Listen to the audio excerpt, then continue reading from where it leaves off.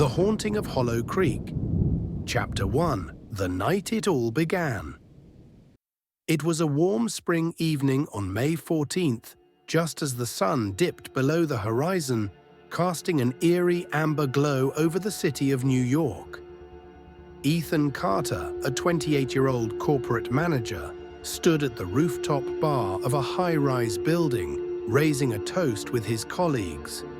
The company had just secured a multi-million-dollar deal, and success was worth celebrating. The air buzzed with laughter, clinking glasses, and the deep bass of party music vibrating underfoot. Hours later, the celebration had dwindled. Ethan, slightly intoxicated but confident he could drive, stepped into his sleek black BMW.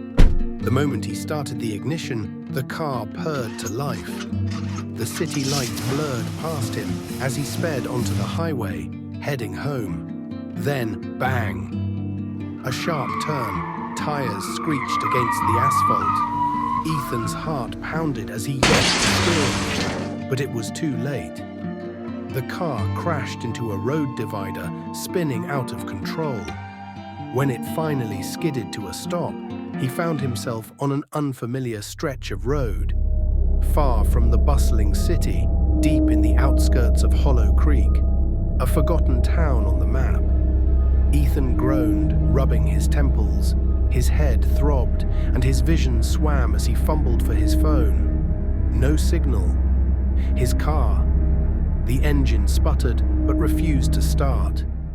"Damn it," he muttered, stepping out into the cold night air. The stillness was unnerving, broken only by the faint rustling of leaves.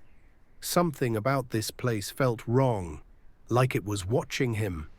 A flickering street lamp barely illuminated a narrow dirt path leading into the woods. At its end stood a small, run-down hut, its wooden structure barely holding together. Something about it sent a chill down his spine, but with no other options, Ethan approached. Knock, knock. The door creaked open slowly, revealing a young woman. She was breathtaking, long dark hair cascading over her pale shoulders, her eyes shimmering like the midnight sky. But there was something unsettling about her smile, something that didn't quite reach her eyes. "Lost?" she asked, her voice sweet, almost hypnotic. Ethan hesitated. "Yeah, my car broke down. No signal either. Mind if I stay the night?" She tilted her head, considering.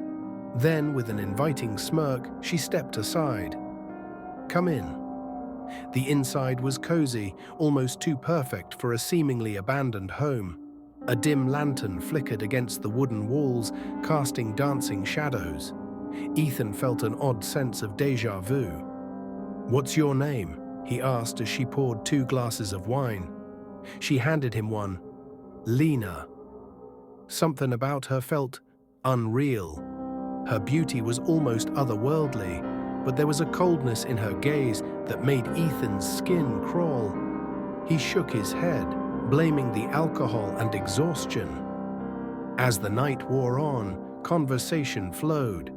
The way Lena spoke, the way her lips curled when she laughed, it pulled him in. One thing led to another, and before he knew it, they were in each other's arms. Just as he drifted into sleep, a sudden piercing scream shattered the silence. Ethan's eyes snapped open. The room was empty. Lena was gone. The flickering lantern still swayed, but now a cold chill settled into air. A sudden gust of wind slammed the shutters open, sending papers fluttering across the room. Ethan swallowed hard. "Lena?" Silence, then a whisper. "Leave." His blood ran cold, spinning around, his breath caught, on the far side of the room, a reflection in the old dusty mirror. Not his.